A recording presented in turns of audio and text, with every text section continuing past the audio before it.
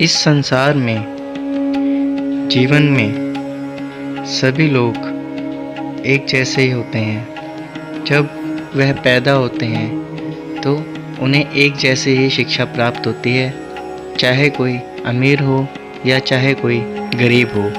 पर फिर भी बड़े होने पर वह शिष्य अलग अलग व्यवहार से हो जाते हैं, अलग अलग तरीके से जीवन को जीने लगते हैं। नमस्कार दोस्तों, स्वागत है आपका आपके अपने YouTube चैनल बुद्धा सागर इंस्पायर्ड में। मैं आपका दोस्त एक बार फिर से हाजिर हूँ एक नई कहानी, नए संदेश के साथ। दोस्तों, हम आज एक मन के ऊपर बात करने जा रहे हैं। जिस तरह जीवन में हम जानते हैं कि चाहे कोई अमीर के घर जन्मा हो, चाहे कोई गरीब के घर जन्मा हो, पर जो उनकी शिक्षा एक जैसी ही होती है। परंतु समय बदलता रहता है। जब वह बड़े हो जाते हैं तो उन लोगों के व्यवहार में बहुत फ़र्क आ जाता है। कोई शिक्षित बन के किसी ऊंचाइयों की तरफ भागता है और कोई गलत रास्तों की तरफ भागता है। कोई तो ध्यान साधना में लीन हो जाता है, कोई भक्ति के मार्ग पर भागता है। तो इसी तरह से यह जो सारा खेल है, यह सिर्फ हमारे मन का खेल है। महात्मा बुद्ध कहते हैं कि मन एक ऐसी चीज़ है जो हमारी सारी इंद्रियां और सारी सोच का प्रधान होता है। जो वो चाहेगा वही वो आपसे करवा देगा।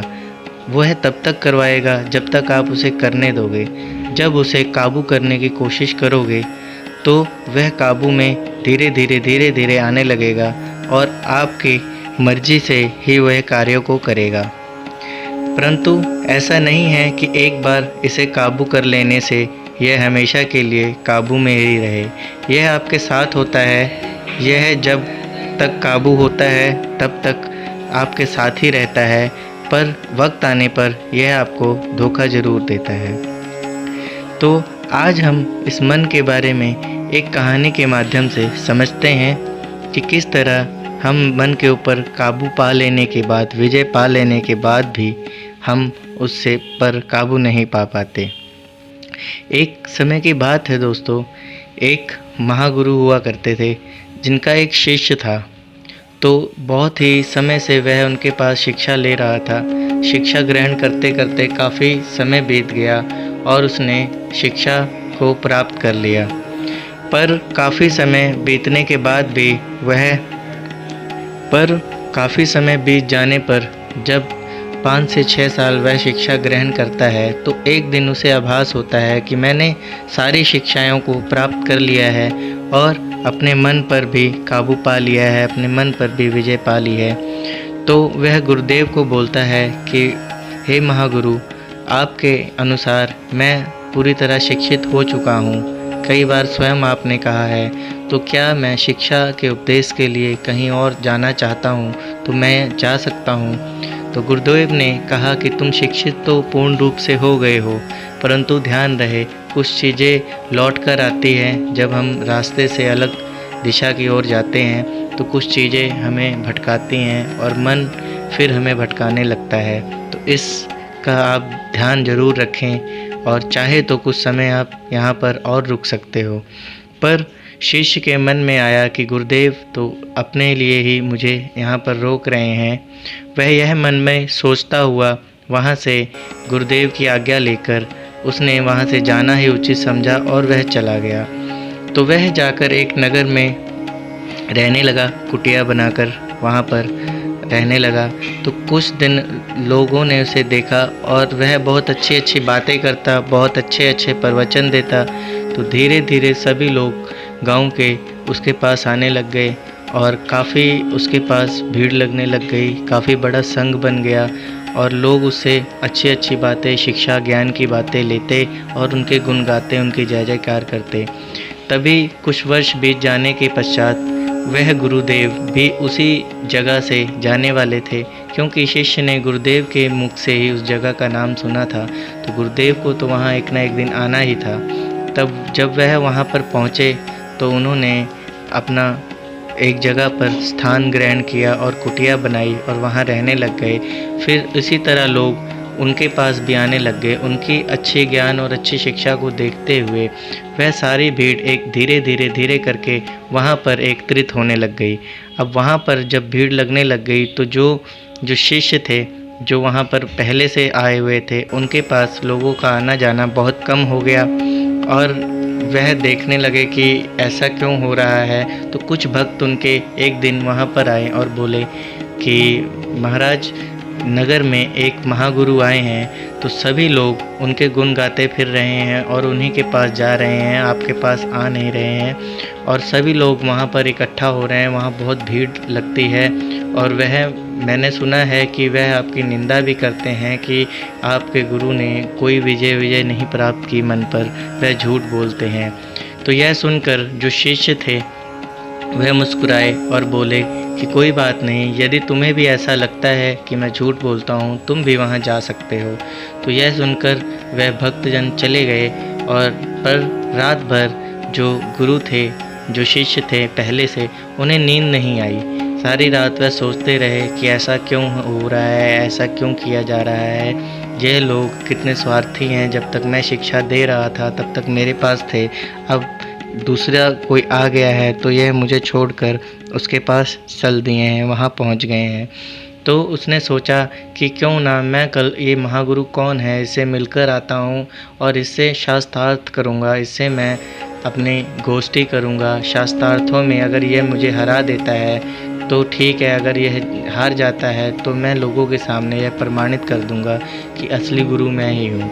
तो यह बात सोचकर वह सुबह प्रातःकाल उठकर वहाँ पहुँच गया जहाँ पर महागुरु का स्थान था। वहाँ पर काफ़ी लोग आए हुए थे और भीड़ थी। वहाँ पर खड़े होके उसने महागुरु को चुनौती दे डाली कि हे महागुरु, कि मैं तुम्हें इस शास्त्रार्थ में के लिए चुनौती देता हूँ। अगर आपने मुझे यहाँ हरा दिया तो मैं मान जाऊँगा कि आप ही असली महागुरु हो।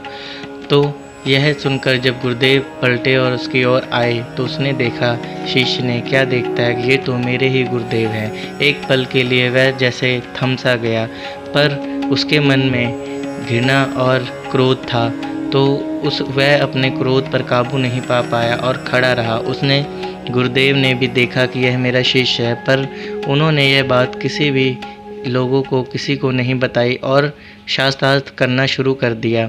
तो कुछ देर बीती और जो शिष्य थे वह हारने लग गए, तो वह उठकर बीच से ही वहाँ से चल दिए और वह जाने के बाद वापस आए, पर उनका क्रोध शांत नहीं हुआ। उन्होंने सोचा कि महागुरु ने मुझे हरा दिया, ये तो मेरे ही गुरु हैं, तो इनसे तो मैं जीत नहीं पाऊँगा। फिर उसके मन का क्रोध और बढ़ा और रात में उसने सोचा कि मैं एक कटार लेकर महागुरु का वध कर दूंगा और उसके बाद में यह सब लोग फिर मेरे पास ही आएंगे। तो वह रात को उठकर एक कटार लेकर महागुरु की कुटिया के अंदर चला जाता है और उन पर प्रहार करने ही वाला था कि उनकी आँख खुल जाती है और वह उसे रोक लेते हैं और बोलते हैं कि तुम यह क्या कर रहे हो, तुमने तो अपने मन पर विजय प्राप्त कर ली थी, पर यह तुम्हारे हाथ में हथियार कैसे।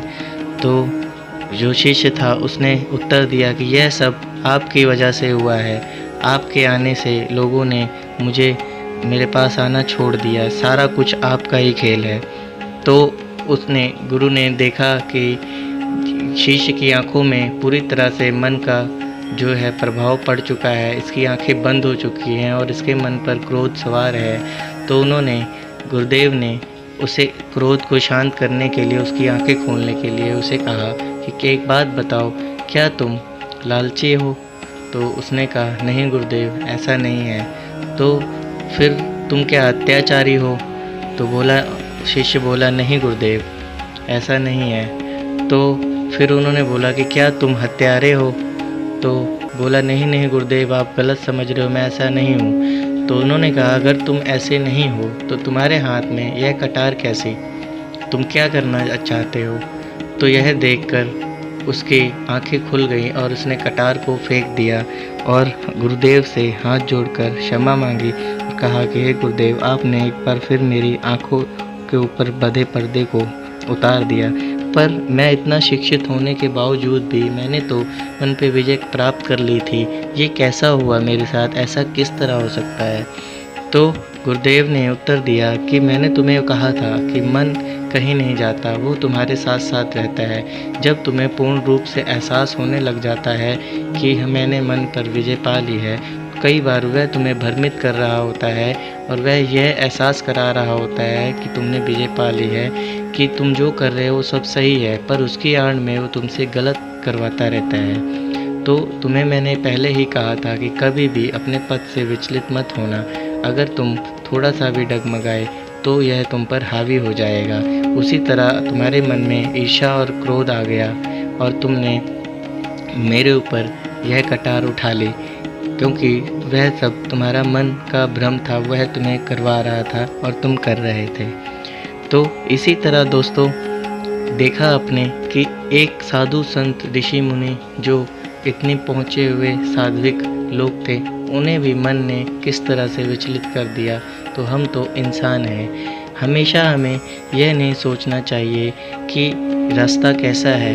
हमारा मन तो मुसीबतें आती हैं, सुख और दुख आते जाते रहते हैं जीवन में, पर यह उस पे बाहर निकलने की आपको कोशिश करवाता है। रास्ता चाहे अच्छा हो चाहे गलत हो, पर यह इतना चाहता है कि इस दुविधा से, इस मुश्किल से हमें निजात मिले। रास्ता चाहे गलत हो चाहे सही हो, पर इस सही गलत का निर्णय आपको करना होता है। मन का तो काम है बताना।